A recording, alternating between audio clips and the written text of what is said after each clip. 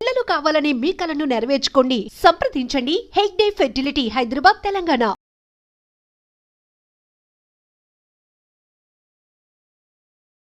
నమస్తే, welcome to I dream inside politics with Kavitha. National Herald కేసులో సోనియా గాంధీని A1 గా, రాహుల్ గాంధీని A2 గా చేరుస్తూ అభియోగాల్ని నమోదు చేసింది ఈడీ. ఒకవైపు రాబర్ట్ వాద్రా మీద కూడా మరో కేసు నడుస్తోంది, విచారణ కూడా కొనసాగుతోంది. ఈ నేపథ్యంలోనే ఈడీ, CBIలను తమ జేబు సంస్థలుగా కేంద్ర ప్రభుత్వం వాడుకుంటోంది అనే అభియోగాల్ని చేస్తోంది, ఆరోపణలు చేస్తోంది. సత్యమేవ జయతే అంటూ ఈడీ కార్యాలయాల ముందు కాంగ్రెస్ శ్రేణులు కూడా ఆందోళనకు దిగుతున్నారు. యాక్చువల్గా నేషనల్ హెరాల్డ్ కేసు ఏంటి, ఏం జరుగుతోంది, ఏం జరగబోతోంది? మనతో పాటుగా ఉన్నారు కాంగ్రెస్ ఫైర్ బ్రాండ్ మాజీ మంత్రి పుష్పలీల గారు. పుష్పలీల గారు, నమస్కారం. నమస్తే తల్లి. So National Herald case almost ఒక పుష్కర కాలం నుంచి కొనసాగుతూ వస్తున్నటువంటి కేసు. సరికొత్తగా ఈడీ విచారణ పత్రం, అభియోగ పత్రంలో A1, A2లని నవ్వాలో ఏడవాలో అర్థం కావట్లేదు వీళ్ళకి. అదేంటంటే మోదీ చేతగానితనానికి మీరు ఇంతకుముందు మీ దాంట్లో అన్నారు జోబు సంస్థలని ఎప్పుడు కావాలనుకుంటే అప్పుడు తీసి ఈ రకంగా నేను నాకు ఊహ తెలిసినప్పుడు, నేను పాలిటిక్స్లో వచ్చినప్పటి నుంచి వింటున్నాను. గత 20 సంవత్సరాల నుంచి ఈ కేసు ఏంటో అదేంటో అని చూసి అసలు ఏమీ లేదు. ఒకవేళ ఏమన్నా ఉంది అంటే దానికి విచారణకు ప్రజలు ఆ తర్వాత కూడా చాలా రకాలుగా ఇబ్బందులు పెట్టాలని గతంలో చూసినా అప్పుడు వాజ్పేయి గారు ఉన్నప్పుడు దీని మీద అంత సీరియస్నెస్ లేదు. కానీ ఎప్పుడైతే మోదీ వచ్చారో కాంగ్రెస్ పార్టీ అనేది ఉండకూడదు, ప్రతిపక్షాలు ఉండకూడదు, మేము నియంతలుగా పనిచేయాలి అనే దాంట్లో వీళ్ళంతా పనిచేస్తూ వెళ్తున్నారు అన్నదానికి చాలాసార్లు. ఇది గతంలో కూడా పాపం సోనియా గాంధీ గారికి హెల్త్ బాగాలేదు, ఒక 2 years బ్యాక్ అనుకుంటాను. నేను అక్కడే ఉన్నాను ఢిల్లీలో కూడా. ఆవిడని అరెస్ట్ చేయడం పెద్ద ఇష్యూ చేసేసారు అప్పుడు కూడా. సో అట్లా ఆవిడ ఈ వయసులో ఆమెను ఇబ్బంది పెట్టడం ఒకటి. కాంగ్రెస్ పార్టీ అంటేనే ఈ దేశాన్ని స్వాతంత్రం తెచ్చినప్పటి నుంచి త్యాగాలు చేసిన పార్టీ అని అందరికీ తెలుసు. ఏదో జరిగిపోయింది, ఏదో చేసిందంటే మీకంటే పెద్ద స్కామర్స్ ఎవరైనా ఉన్నారా? మీకంటే ఈ దేశంలో లూటీలు చేసిన వాళ్ళు ఎవరైనా ఉన్నారా? మీకంటే ఈరోజు అశాంతిని లేపే వాళ్ళు ఎవరైనా ఉన్నారా? సో ఆ సబ్జెక్టుని అసలు ఎంతగా ఈడీ అంటే ఎంతగానో భయపెట్టిస్తారు. ఇలాంటివన్నీ కామనే కాంగ్రెస్ పార్టీకి. ఎందుకంటే తప్పు చేయలేదు వాళ్ళు చేసింది ఏంటి, ఆ రోజు తక్కువగా ఉన్నప్పుడు కొన్నారు, ఎక్కువ లెవెల్లో ఇప్పుడు ప్రాపర్టీ వాల్యూస్ పెరిగిపోయాయి. ఏమన్నా ఉండని నీకు అది కోర్టులో వెయ్యి, నువ్వు ఇన్నేళ్ళు 10 ఏళ్ళు ఉన్నావు, 10 ఏళ్లలో నీకు చేత కాలేదు, మళ్ళీ ఇప్పుడు పవర్లోకి వచ్చావు, మళ్ళీ వాళ్ళని ఇబ్బంది పెట్టాలని ఒక కుట్ర తప్ప ఇందులో దీంట్లో వచ్చేది ఏమీ లేదు అసలు నన్ను అడిగితే. అసలు స్టేట్ అవే రాజకీయాల్లో రాహుల్ గాంధీ గారి పార్లమెంట్ వచ్చినప్పటి నుంచి పార్లమెంట్లో మాట్లాడనీయకుండా ఆయనని నిర్దాక్షిణంగా బయటికి పంపించినప్పటి నుంచి ప్రజలు గమనిస్తూనే ఉన్నారు. ఈరోజు ప్రియాంక గాంధీ గారు, రాహుల్ గాంధీ గారి తర్వాత మళ్ళీ ఆవిడ తమ రాజకీయ వారసత్వాలని వీళ్ళు ఎంత చెప్పినా కూడా, వీళ్ళ ప్రతి రాజకీయంగా వీళ్ళని ఎంత విమర్శించినా కూడా ప్రజలతో వచ్చిన వాళ్ళు, ప్రజల పక్షాన ఫైట్ చేసే ఫ్యామిలీ అది. సో ప్రియాంక గారు వచ్చిన తర్వాత వాద్రా గారి గురించి కూడా ఈరోజు మన న్యూస్లో చూసాం.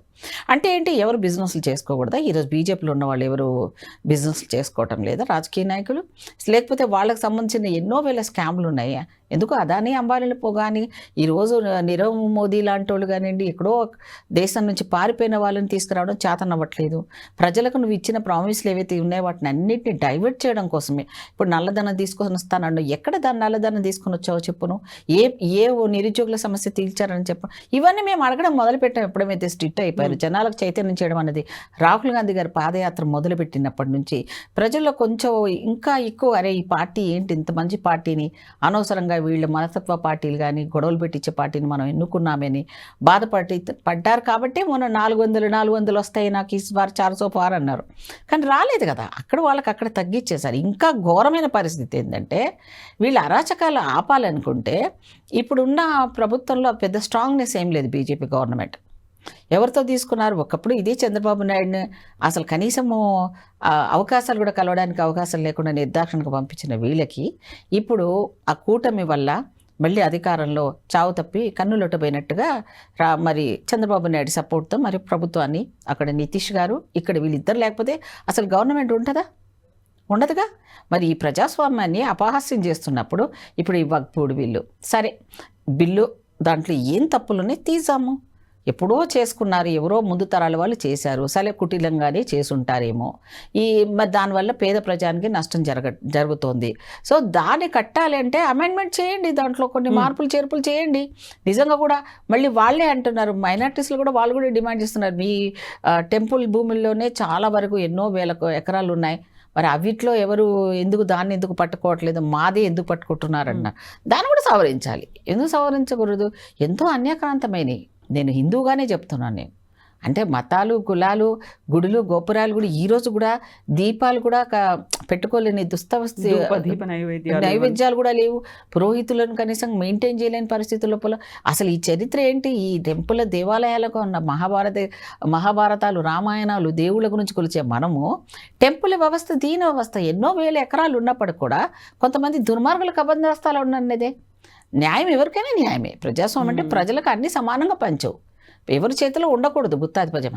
ముస్లింలలో కూడా వాళ్ళు అప్పుడు వచ్చినప్పుడు వగ్పోళ్ళే వాళ్ళు రాసుకున్నారు, ట్రస్ట్ లెవెల్లో పెట్టుకున్నారు.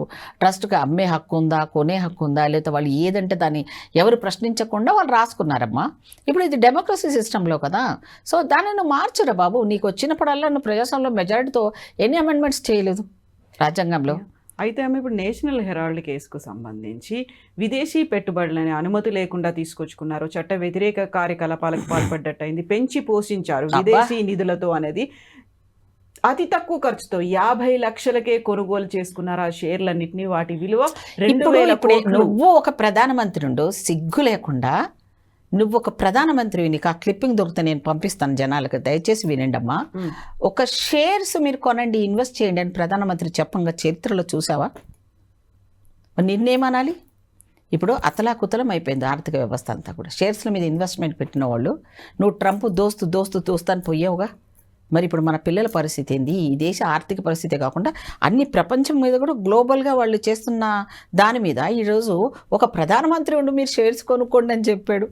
ఈ విషయాన్ని కూడా మన రాహుల్ గాంధీ గారు పార్లమెంట్లో అడగడం కూడా జరిగింది. ఈ జనాలకి ఏమీ అర్థం కావట్లేదు, అసలు దీన్ని ఎందుకు గమనించటం లేదు. మరి అప్పుడెప్పుడో కొన్నారు, అప్పుడు జరిగింది ఆ లెవెల్లో, ఆ సిచ్యువేషన్లో అది వాళ్ళకి వచ్చిందో, వీళ్ళు ఎలా కొన్నారో, ఇన్వెస్ట్ చేయించారు, ప్రజలకు సంబంధించినప్పుడు జరిగింది అనుకో. ఇన్వెస్ట్మెంట్లో అప్పుడు ఉన్న కాలంలో అంతా కూడా మరి ఏ ఫండింగ్ లేకుండానే చేస్తున్నాను.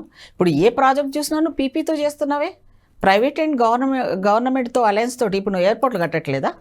అంబానీతో ప్రైవేట్ వాడు కదా, అదానీలు ప్రైవేట్ వాళ్ళు కదా. మరి వాళ్ళు కూడా ఎక్కడి నుంచి తెస్తున్నారో, వాళ్ళ వెనక నుంచి అన్ని వేల కోట్లు ఎట్లా వస్తున్నాయో, మరి వాళ్ళు కూడా ప్రైవేట్ వాళ్ళే కదా. ఈరోజు రైల్వేస్లో కూడా ఈరోజు కుప్పకూలిపోయినట్టు వ్యవస్థను మార్చి రైల్వేని నిర్వీర్యం చేసినావు కదా నువ్వు. మరి అదేదో పెద్ద ఫారెన్ ఫండెడ్ ఉగ్రవాద సంస్థలు, ఎవరైనా నీకు ఉగ్రవాదైనా, నువ్వే ఈ దేశాన్ని పెట్టిన పెద్ద ఈ బీజేపీ పార్టీనే ఉగ్రవాద పార్టీ. నేను నా మీద ఏ చర్య తీసుకున్నా పర్వాలేదు. ఇన్ని రోజుల వరకు అది రాలేదు.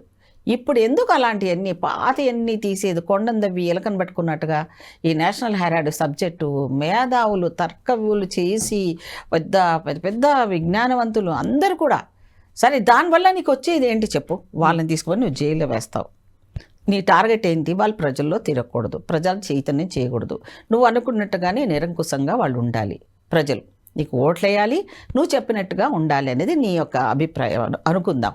నువ్వు వేసావు అనుకో, అది నీకే భస్మాసుర హస్తం అవుతుంది. కాకపోతే వాళ్ళు అక్కడ చట్ట వ్యతిరేకంగా చేశారు, మనీ లాండరింగ్ లాంటిదన్నీ జరిగాయి కాబట్టి. ఇప్పుడు నీ హయాంలో నీ మంత్రులు ఎంతోమంది చేశారు, అవన్నీ తీయమంటారా? మరి తీస్తాము ఒక్కొక్కటి. నిన్ను బతకనివ్వ, మరి రోడ్ల మీద తిరగనివ్వరు బీజేపీ వాళ్ళని ఎవరిని. ఏ రాష్ట్రంలో చూసినా ఎవరు ఎక్కడెక్కడ చేశారు. ఇప్పుడు వారసత్వ రాజకీయాలను మమ్మల్ని మాట్లాడతారా? ప్రతి పార్లమెంట్ సభ్యుని చరిత్ర తీద్దాం. ఎవరెవరు వాళ్ళు కానీ ఒక్కరే ఉన్నారా? వాళ్ళ ఫ్యామిలీ నుంచి ఎవరన్నా కంటెస్ట్ చేశారా? వాళ్ళ భార్యలు ఉన్నారు ఎంతమంది? వాళ్ళ కొడుకులు ఎంతమంది ఉన్నారు? బీజేపీ పార్టీ నుంచి వాళ్ళు ఎమ్మెల్యేలుగా, ఎంపీలుగా ఉన్నారు. తరతరాలుగా వాళ్ళు అలా వస్తున్న వాళ్ళు ఎంతమంది ఉన్నారు? ఈరోజు ప్రతి వాళ్ళు కాంగ్రెస్ అన్ని చేసిన పార్టీని పట్టుకొని నువ్వు బూచిలాగా చూపించేసుకొని నువ్వేదో నేను దేవుడి బిడ్డను, అయ్యో ఏదో ఒక వైరల్ అయ్యింది అది కూడా. నేను మామూలుగా పుట్టినవాడిని కదా, బయోలాజికల్గా దేవుడికి నాకు కనెక్షన్ ఉంది, అలా పుట్టినోడే, నా జన్మ అలాంటిది అని చెప్పి మోదీ అంటే నవ్వాలో ఏడవాలో. అసలు నిజంగా నేనైతే నిజంగా ఎక్కడోనో అనాగరికంగా ఆ మాట్లాడే ఆ వ్యక్తి మనకు ప్రధానమంత్రి అనిపించింది నాకు ఆ ఇంటర్వ్యూ కనుక చూస్తే. అంటే ఏంటి, ఆయనకి అతిగా అయిపోయాడు, జనాలంతా ఎలా అన్నా కూడా నడిచిపోతుంది అని. సో ఇప్పుడు 75 సంవత్సరాలు వచ్చిన స్వాతంత్రంలో 70 ఏళ్ళు దాటిన నువ్వు ఇంకా 70కి వచ్చావు, అబౌ 70కి వస్తున్నావు నువ్వు. ఇంకా నీకు ప్రధానమంత్రి పోస్టు మీద ఆశ తప్పట్లేదు, నీకు ఇంకా తగ్గటం లేదే, నీకు నువ్వే ఉన్నావా బీజేపీలో? ఒకప్పుడు వాజ్పేయి ప్రభుత్వంలో అద్వానీ గారు ఉన్నప్పుడు కానివ్వండి, ఎలాంటి వ్యవస్థను చూసాం మనం. వాళ్ళు ప్రతిపక్షంతో బిహేవ్ చేసిన విధానం కానీ, ప్రతిపక్షాన్ని కలుపుకొని ప్రశ్నించిన విధానం కానీ, పార్లమెంట్ చూస్తుంటే ఎంత చక్కగా అనిపించేది. ఇప్పుడు చూస్తే అసలు ఇద్దరు దొంగలు, ఒక దొంగను ఇంకో దొంగ చూసుకొని కూర్చొని ఇలా చూస్తున్నది. అసలు చూడబోతే అవుతుందా? ఆ నిర్మలా సీతారామన్ ఈ దేశానికి పెద్ద దౌర్భాగ్యం, ఆర్థిక మంత్రి. అసలు ఆ సిస్టమ్ని తీసి నాశనం చేసి పడేశారు వీళ్ళు. వీళ్ళు ఏమనుకుంటున్నారు? వీళ్ళంతా నిజాయితీ పనులు, దేవుళ్ళను మతాలను పెట్టారు. ఇప్పుడు సోనియా గాంధీ గారికి ఏమైనా సపోజ్ అయ్యిందే అనుకోండి, ఆవిడ హెల్తే బాగాలేదు, ఇప్పుడు నువ్వు ఇన్ని గంటల సేపు వాళ్ళని హెరాస్మెంట్ చేయడం అనేది ఏ రకమైనది?